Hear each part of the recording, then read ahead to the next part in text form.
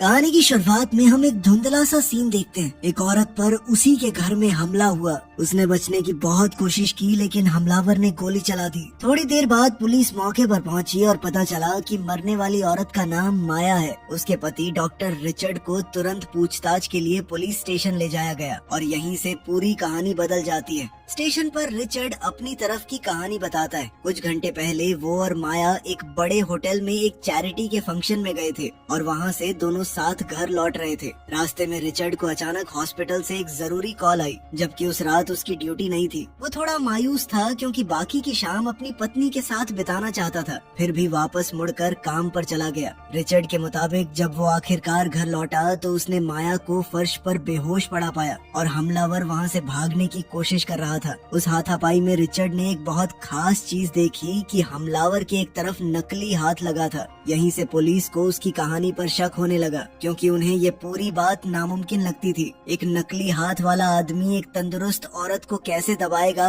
और फिर बिना किसी चोट या निशान के कैसे भाग जाएगा। बात तब और भी अजीब हो जाती है जब पुलिस को रिचर्ड के घर पर जबरदस्ती घुसने का कोई निशान नहीं मिलता, ना कोई टूटी खिड़की, ना कोई टूटा ताला। जो भी अंदर आया, अगर कोई आया भी तो या तो उसके पास चाबी थी या उसे अंदर बुलाया गया था। फिर मकसद का सवाल आता है, पर कुछ भी कीमती गायब नहीं था, इसलिए ये चोरी भी नहीं लगती। ऊपर से पुलिस को पता चलता है कि कुछ महीने पहले माया ने एक बड़ा इंश्योरेंस लिया था जिसकी रकम बहुत ज्यादा थी और इससे रिचर्ड पर शक और गहरा हो जाता है। आखिर में उन्हें कोई पक्का सबूत नहीं मिलता जो किसी और की तरफ इशारा करे और धीरे धीरे जांच तब तक सिमटती जाती है जब तक रिचर्ड ही उनकी नजरों में एकमात्र शक वाला आदमी नहीं बन जाता। जब मामला कोर्ट में गया तो सरकारी वकील ने एक बहुत ही अहम सबूत दिया जो जज और जूरी को यकीन दिलाने के लिए काफी था कि रिचर्ड ही कसूरवार है। मरने से पहले माया ने पुलिस को फोन करके बताने की कोशिश की थी कि कोई घर में घुस गया है, मुझे मारना चाहता है, और आखिर में उसने दम तोड़ने से पहले अपने पति का नाम लिया था। उसकी बात साफ नहीं थी, मतलब कुछ और भी हो सकता था, पर क्योंकि सब पहले से रिचर्ड पर शक कर रहे थे,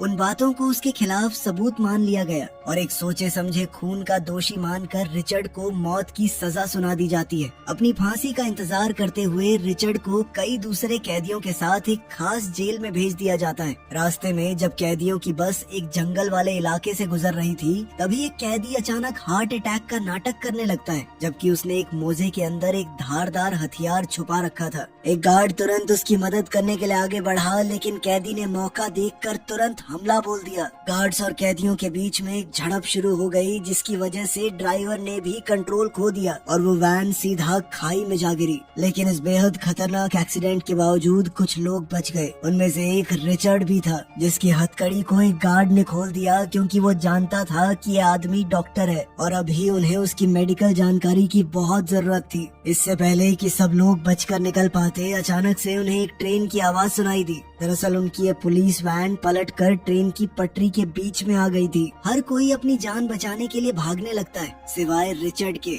उस नाजुक मौके पर सिर्फ अपने बारे में सोचने के बजाय वो उस घायल गार्ड की मदद के लिए रुक जाता है जिसने अभी अभी उसे आजाद किया था। ये टक्कर इतनी जबरदस्त थी कि ट्रेन अपनी पटरी से नीचे उतर गई। खतरा बहुत था, लेकिन फिर भी रिचर्ड किसी तरह बच निकला। कुछ ही देर में पूरी हादसे की जगह पुलिस और मदद करने वाली टीमों से भर गई। इस सिचुएशन को संभालने के लिए आया यूएस मार्शल सैमुअल जेरल्ड। वो गार्ड जो सबसे पहले भाग गया था, वो मीडिया के सामने अब शेर बन रहा था। उसने रिचर्ड का क्रेडिट भी खुद ले लिया कि मैंने बचाया अपने साथी को, लेकिन जेरल्ड को उसकी बात पर बिल्कुल यकीन नहीं था। सभी सबूतों को देखते हुए उसने कहा कि एक या एक से ज्यादा कैदी बचकर भाग गए हैं। वो बेहद खतरनाक है, तो उन्हें ढूंढने के लिए एक मैन हंट शुरू हो गया। इस बीच रिचर्ड पूरी रात जंगल में चलता रहा और आखिरकार एक रिहायशी इलाके तक पहुंच गया। वो घायल, थका हुआ और सबसे बड़ी बात अभी भी जेल के कपड़ों में है। उसे जल्द से जल्द भेस बदलने की जरूरत है। उसके पेट का जख्म और बिगड़ता जा रहा था, इसलिए वो अपना इलाज करने और साथ ही छुपने के लिए सबसे सुरक्षित जगह यानी एक हॉस्पिटल की तरफ जाता है। जेरल्ड को शक था कि रिचर्ड घायल होगा, इसलिए उसने ऑफिसर्स को आसपास के हॉस्पिटल्स में गश्त करने भेज दिया। लेकिन रिचर्ड पहले ही जानता था कि ये होगा। उसने अपनी दाढ़ी बनाई, होलिया ठीक किया, एक पेशेंट के कपड़े ले लिए और फिर एक डॉक्टर बनकर हॉस्पिटल से निकलने लगा। जैसे ही वो बाहर निकलता है, वो गलती से उन्हीं ऑफिसर्स में से एक के पास से गुजर जाता है जो उसे ढूंढने के लिए तैनात थे, पर भेस की वजह से किसी का ध्यान उस पर नहीं जाता। बाहर एक पहले से स्टार घबराहट एम्बुलेंस खड़ी थी और रिचर्ड उसमें चढ़कर किसी के कुछ समझने से पहले वहाँ से गाड़ी चलाकर निकल जाता है। उधर जेरल्ड और उसकी टीम भी रिचर्ड को ढूंढने में जी जान लगा रही थी। उन्होंने रिचर्ड के हर करीबी इंसान के फोन को टैप कर दिया, ये सोचकर कि वो किसी से मदद मांग सकता है। जल्दी ही एक खबर आती है कि पास के एक हॉस्पिटल की एक एम्बुलेंस गायब है और जेरल्ड ने बिना देर किए तुरंत पीछा करने का हुक्म दे दिया। ज्यादा वक्त नहीं लगता कि वो चुराई हुई गाड़ी को देख लेते हैं और पुलिस रास्ते बंद करके उसके आगे गाड़ियां लगा देती है। रिचर्ड को आगे एक टनल दिखता है जो या तो एक जाल हो सकता था या उसका आखिरी मौका, क्योंकि टनल के दोनों सिरे पुलिस ने बंद कर रखे थे। कहीं जाने की जगह न होने पर घबराहट फैलने लगती है और तभी रिचर्ड को अचानक एक तरकीब सूझी। थोड़ी देर बाद ऑफिसर्स उस एम्बुलेंस तक पहुँचे। उन्होंने देखा कि ड्राइवर की सीट एकदम खाली है। जेरल्ड मौके को गौर से देखता है और जहाँ ज्यादातर ऑफिसर्स मान लेते हैं कि रिचर्ड पैदल खुले में भाग गया, वहीं जेरल्ड को एक चीज दिखती है जो बाकी सबसे छूट गई थी, पानी निकलने वाला एक नाला। वो तुरंत समझ गया कि रिचर्ड कहाँ गया है। भागते वक्त रिचर्ड ने अपना कोट दूसरी डायरेक्शन में फेंक दिया ताकि पुलिस भटक जाए, पर ये एक मामूली चाल थी और डिटेक्टिव जेरल्ड इसमें नहीं फंसता, क्योंकि वो पहले ही अपनी टीम को 2 हिस्सों में बांट चुका था। जिस नाले से रिचर्ड जा रहा था उसमें कई मोड़ थे और रास्ता उबड़ खाबड़ और फिसलन भरा था। उसे ढूंढते हुए रास्ते में जेरल्ड का पैर फिसल गया। गिरते हुए जेरल्ड के हाथ से उसकी बंदूक भी छूट गई, जो तुरंत रिचर्ड ने उठा ली, पर उसे चलाने के बजाय वो भागने का फैसला करता है। उसके पास गोली चलाने का पूरा मौका था, फिर भी उसने ऐसा नहीं किया। अब जेरल्ड भी अपनी दूसरी बंदूक निकाल कर उसका पीछा करने लगा। रिचर्ड तब तक भागा जब तक डेड एंड नहीं आ गया। वो फिर भी गोली नहीं चलाता, क्योंकि अंदर से वो एक कातिल नहीं है। अब जब उसके पास कोई मौका नहीं बचा तो उसने डैम से नीचे छलांग लगा दी। ऊंचाई इतनी ज्यादा थी कि देखने वाला हर ऑफिसर मान लेता है कि वो मर गया। अगर इस मामले को कोई और संभाल रहा होता तो तलाश वहीं खत्म हो जाती, पर सारी उम्मीदों के खिलाफ रिचर्ड बच जाता है। ठंडा पानी, वो टक्कर और वो लंबी तैराकी उसे बुरी तरह कमजोर कर देती है और जब तक वो किनारे तक पहुंचता है वो बुरी तरह कांप रहा होता है। वो गर्म रहने के लिए पत्तों के एक ढेर में छुप गया। जैसे ही उसे नींद आने लगी, उस रात के खौफनाक मंजर ने उसे दोबारा जगा दिया। उसने सोच लिया कि वो अपनी पत्नी के कातिल को ढूंढ कर रहेगा और अपने नाम को साफ करेगा। उसने जेब में देखा तो एक पर्स मिला जिसमें इतने पैसे थे कि कुछ दिनों तक वो किसी होटल में तो रह ही सकता है। अब उसने अपने बालों में थोड़ा कलर लगा के हुलिया बदलने की कोशिश की। वो शहर से दूर नहीं, उल्टा शहर के अंदर की तरफ भागा। उसने सोच लिया था कि अपने नाम से ये कलंक मिटा कर रहेगा। इस बीच जेरल्ड रुकने का नाम नहीं लेता। छानबीन के दौरान उन्हें पता चला कि एक नहीं बल्कि 2 कैदी बचकर भाग गए थे। उन्होंने जल्द ही दूसरे कैदी की लोकेशन का पता लगा लिया और अगली सुबह जेरल्ड और उसकी टीम एक हमले की तैयारी करते हैं। लेकिन मौका देखकर दूसरे कैदी ने उसके एक आदमी को बंदी बना लिया। ज्यादातर मामलों में यहाँ एक बातचीत होती, लेकिन जेरल्ड ने तो सीधा गंजे की खोपड़ी खोल दी। इस बात से उसकी टीम खुश नहीं थी, लेकिन इससे पता चलता है कि जेरल्ड के काम करने का तरीका क्या है। वो एक ऐसा आदमी था जो अपने मिशन को पूरा करने के लिए कुछ भी कर सकता है, और ये बात रिचर्ड के लिए तो और खतरनाक थी। शहर में वापस रिचर्ड अपने पुराने वकील से संपर्क करता है, इस उम्मीद में कि शायद थोड़े पैसे या मदद मिल जाए, पर वकील डर के मारे मना कर देता है। और वो छोटी सी बातचीत भी पुलिस को सतर्क करने के लिए काफी थी, जो कॉल सुन रही थी। कोई और रास्ता न होने पर रिचर्ड किसी ऐसे इंसान की तरफ जाता है जिस पर वो अभी भी भरोसा कर सकता था, यानी एक पुराना दोस्त और साथी डॉक्टर जिसका नाम चार्ल्स है।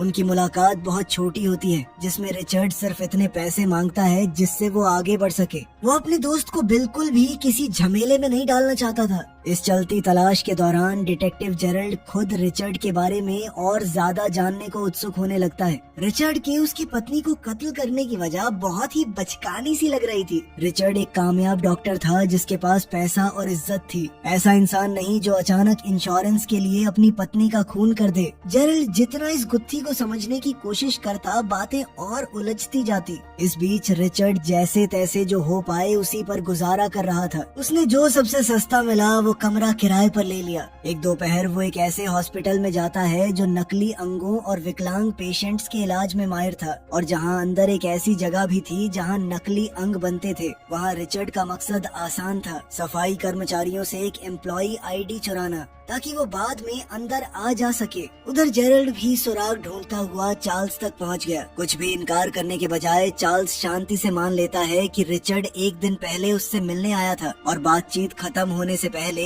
वो ऑफिसर्स को चेतावनी देता है कि वो रिचर्ड को कभी नहीं पकड़ पाएंगे क्योंकि वो उनकी सोच से कहीं ज्यादा काबिल है। जब रिचर्ड अपने प्लान को आगे बढ़ाने की तैयारी कर रहा था, जेरल्ड असली मामले में और गहराई तक जाता है। वो जितना देखता है उतनी ही ज्यादा गड़बड़ियां मिलती हैं। ऊपर से रिचर्ड को जानने वाला हर इंसान उसकी गारंटी लेने को तैयार था कि वो जरूर बेगुनाह है, जिससे जेरल्ड का सच जानने का इरादा और बढ़ गया। अगली सुबह पुलिस उस घर पर आती है जहां रिचर्ड रुका हुआ था। बाहर आवाजें सुनकर वो जम जाता है, ये यकीन करके कि उन्होंने उसे ढूंढ लिया। पर खुशकिस्मती से ऑफिसर्स वहां एक बिल्कुल अलग गिरफ्तारी के लिए आए थे, क्योंकि वो मकान मालिक के बेटे को ड्रग के धंधे के शक में पकड़ने आए थे और रिचर्ड छुपा रहकर पकड़े जाने से बच जाता है। रात होते ही रिचर्ड ने अपने प्लान को अंजाम दिया और सफाई वाले की वर्दी पहनकर और चुराया हुआ आईडी इस्तेमाल करके बिना किसी शक के वापस हॉस्पिटल में घुस जाता है। उसका मकसद था शहर के उन आदमियों के रिकॉर्ड ढूंढना जिनके नकली हाथ थे। उस लिस्ट में तो बहुत ज्यादा नाम थे, लेकिन कातिल की कद काठी और उम्र का हिसाब लगाते हुए उसने लिस्ट को थोड़ा नैरो डाउन कर लिया और आखिर में सिर्फ 5 लोग बचे। दूसरी तरफ उसके मकान मालिक का बेटा जो अभी पुलिस स्टेशन बैठा था, उसने पोस्टर देखकर रिचर्ड को पहचान लिया और उसकी खबर कर दी। जेरल्ड बिना वक्त गवाए सीधे उस घर की तरफ निकल पड़ा। रिचर्ड अभी भी हॉस्पिटल के अंदर ही था जब अचानक बहुत सारे पेशेंट्स आने से अफरा तफरी मच जाती है। स्टाफ परेशान हो जाता है और एक डॉक्टर जल्दी से उससे एक छोटे पेशेंट को मूव करने में मदद मांगती है। रिचर्ड तुरंत इमरजेंसी के निशान पहचान लेता है और बिना झिझके मेडिकल नोट्स बदल देता है ताकि उस बच्चे को तुरंत सर्जरी में ले जाया जाए। पर उस छोटे से फैसले के नतीजे थे। वही डॉक्टर जिसने उससे मदद मांगी थी, कागजात में अचानक हुए बदलाव को देख लेती है और शक करने लगती है और बस इसी तरह रिचर्ड का भेस खुल जाता है। इस घटना के कुछ देर बाद ही जेरल्ड वहाँ पर पहुँचा, पर रिचर्ड तब तक जा चुका था। इस मोड़ पर जेरल्ड अब सिर्फ एक भगोड़े का पीछा नहीं कर रहा था, बल्कि ये समझने की कोशिश कर रहा था कि रिचर्ड आखिर चाहता क्या है। अगर रिचर्ड को सिर्फ आजादी चाहिए होती तो वो कहीं दूर दराज के गांव में चला जाता या देश छोड़कर भाग सकता था, पर इसके बजाय वो बार बार मामले से जुड़ी जगहों पर लौट रहा था। फिर जवाब और साफ हो जाता है, क्योंकि जेरल्ड को हॉस्पिटल का वो हिस्सा पता चलता है जो नकली अंग वाले पेशेंट्स के लिए था, और तभी सब कुछ समझ में आने लगता है कि रिचर्ड भाग नहीं रहा बल्कि छानबीन कर रहा था। हॉस्पिटल की फाइल्स के आधार पर शहर में सिर्फ 5 आदमी ऐसे थे जो कातिल के हुलिये से मिलते थे, और रिचर्ड एक एक करके हर एक तक पहुंचने लगता है। उनमें से एक तो पहले ही मर चुका था। लिस्ट में मौजूद दूसरा नाम अभी जेल में बंद था, जो रिचर्ड का अगला निशाना बनता है। मुश्किल ये थी कि पूरी जगह पुलिस से भरी हुई थी, फिर भी रिचर्ड किसी तरह चालाकी लगा के अंदर घुस ही जाता है। वो आखिरकार उस शक वाले आदमी तक पहुंचता है, पर तुरंत समझ जाता है कि ये गलत आदमी था। उसने बिना ज्यादा रिएक्ट किए वहाँ से ऐसे निकलने की कोशिश की मानो वो किसी गलत जगह पे आ गया हो। उसकी अचानक हरकत एक गार्ड का ध्यान खींच लेती है और फिर एक सीढ़ी से उतरते हुए रिचर्ड सीधे डिटेक्टिव जेरल्ड से टकरा जाता है और उसने बड़ी चालाकी से आगे मौजूद ऑफिसर से कह दिया कि लाल स्कार्फ पहने हुए पीछे एक आदमी आ रहा है, उसके हाथ में बंदूक है, वो मारना चाहता है मुझे। अब पुलिस वालों ने गलती से अपने ही ऑफिसर को पकड़ लिया, पर जैसे ही उलझन साफ होती है तो बिल्डिंग के सारे पुलिस वाले मिलकर उसके पीछे पड़ जाते हैं। बड़ी मुश्किल से वो किसी तरह गेट के बंद होने से पहले वहाँ से बाहर निकल पाया। जेरल्ड ने उस पर कई गोलियां दागी, लेकिन बुलेट प्रूफ ग्लास की वजह से वो बच गया। बाहर एक रैली चल रही थी, हजारों लोग सड़कों पर उतरे हुए थे और रिचर्ड इसी मौके का फायदा उठाकर वहाँ से निकल गया। मीडिया इस खबर को तेजी से उछालती है कि पुलिस एक बार फिर से रिचर्ड को पकड़ने में नाकामयाब रही। आराम करके और कपड़े बदल कर रिचर्ड अगली सुबह अपनी तलाश पर वापस लौटता है। उसकी लिस्ट का एक नाम कभी फोन का जवाब नहीं देता था और ये खामोशी शक भरी थी। वो उस पते पर जाता है जो उस नाम से जुड़ा हुआ था, और जैसा उसने सोचा था वहाँ पहले से एक पुलिस वाला मौजूद है, क्योंकि जेरल्ड ने शायद वही चाल पहले ही भांप ली थी। रिचर्ड हार नहीं मानता और इमारत के चारों तरफ छुपते हुए पीछे के रास्ते से जबरदस्ती अंदर घुस जाता है। वहाँ उसे जो मिलता है वो उसके हर शक को सच कर देता है, क्योंकि एक दराज के अंदर उस आदमी की तस्वीरें थीं जिसे रिचर्ड माया का कातिल मानता था, और साथ में एक नकली हाथ भी, बिल्कुल वैसा ही जैसा उसने अपने घर में झड़प के दौरान देखा था।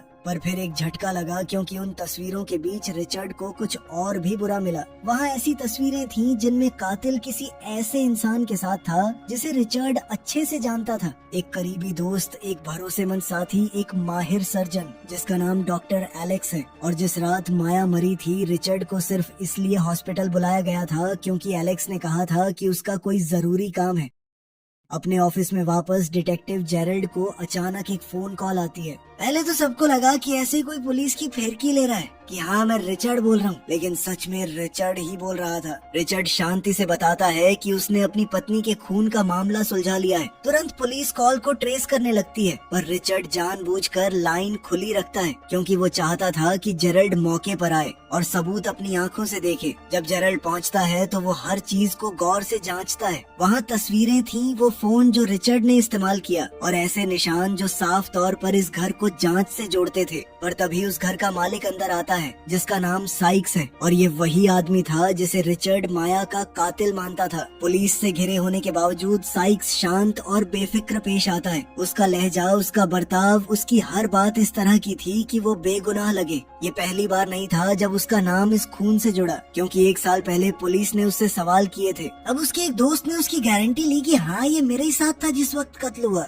जेरल्ड सारी बातें ध्यान से सुन रहा था, लेकिन जितने कॉन्फिडेंस से साइक्स बात कर रहा था उस हिसाब से वो कोई शरीफ आदमी तो नहीं है। शरीफ आदमियों को पुलिस से डर लगता है, चाहे वो सच ही क्यों ना बोल रहे हो। उसने साइक्स की बातों पर यकीन करने के बजाय 48 घंटों के लिए उसके पीछे एक टीम लगा दी। इस बीच रिचर्ड फिर से चार्ल्स से संपर्क करता है और जो कुछ उसने पता लगाया वो सब बता देता है। रिचर्ड के मुताबिक इस पूरे जाल के पीछे डॉक्टर एलेक्स था जिसने एक नई ड्रग बनाई थी और रिचर्ड ने उसके खतरनाक साइड इफेक्ट्स पकड़ लिए थे जो पूरे प्रोजेक्ट को बर्बाद कर सकते थे। उस ड्रग और उससे होने वाले मुनाफे को बचाने के लिए उसने रिचर्ड को फंसाया है, लेकिन चार्ल्स को उसकी बात में ज्यादा सेंस नहीं लगी, खासकर इसलिए क्योंकि एलेक्स तो पहले ही मर चुका था। उस बातचीत के थोड़ी देर बाद जेरल्ड चार्ल्स को बीच रास्ते रोक लेता है। जेरल्ड उससे साइक्स और एलेक्स के बारे में सवाल करता है, लेकिन चार्ल्स ने उन्हें पहचानने से बिल्कुल मना कर दिया और उसके इस जवाब ने चीजों को थोड़ा और ज्यादा कॉम्प्लिकेट कर दिया। असल में रिचर्ड ने पहले चार्ल्स को फोन सिर्फ बात करने के लिए नहीं किया था, बल्कि उसे उस हॉस्पिटल की लैब तक पहुँच चाहिए थी जहाँ उसकी पुरानी रिसर्च रखी हुई थी।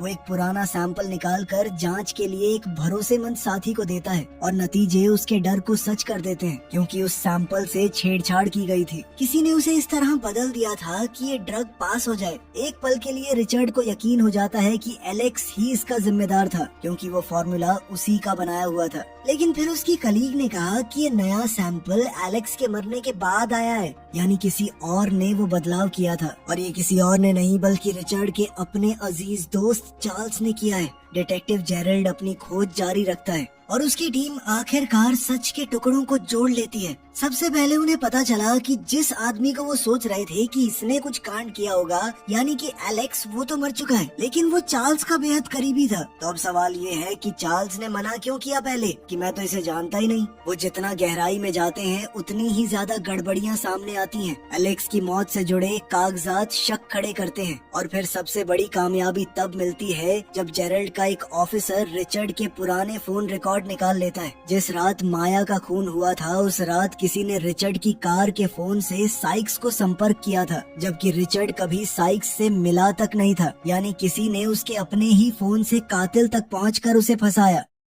इधर जेरल्ड सच के करीब पहुंच रहा था और खतरा रिचर्ड के, क्योंकि साइक्स उसे ढूंढते हुए उसका काम तमाम करने का बस मौका ढूंढ रहा था। ये मौका उसे एक देर रात की ट्रेन में मिला, जब रिचर्ड के सामने बैठे एक आदमी ने अखबार में उसका फोटो देखकर पहचान लिया और वो पुलिस को बताने चला गया। जैसे ही रिचर्ड भागने की तैयारी करता है, साइक्स कहीं से बंदूक लेकर अचानक सामने आ जाता है, लेकिन इतने में पुलिस वाला भी रिचर्ड को ढूंढते हुए वहाँ तक पहुँच गया था। लेकिन तभी साइक्स ने अचानक हमला करके पुलिस वाले को मार दिया। रिचर्ड ने मौका देखकर ट्रेन की चेन खींच दी, जिसके बाद इमरजेंसी ब्रेक लगने से उसे मौका मिल गया साइक्स पर हमला करने का। आखिर में उसने साइक्स को अपने कंट्रोल में ले लिया और फिर पुलिस वाले की हथकड़ी उठाकर उसे वहीं पर बांध दिया। पर उसने साइक्स को जिंदा छोड़ दिया, मारा नहीं। एक वजह हो सकती है कि साइक्स ने ये जुर्म किया, पर वो कभी असली मास्टरमाइंड नहीं था। बदकिस्मती से बेहोश होने से पहले वो ऑफिसर रेडियो पर रिचर्ड की जगह बताने में कामयाब हो जाता है, जिस वजह से अब पूरा शहर मानता था कि रिचर्ड ने एक पुलिस वाले की जान ली है।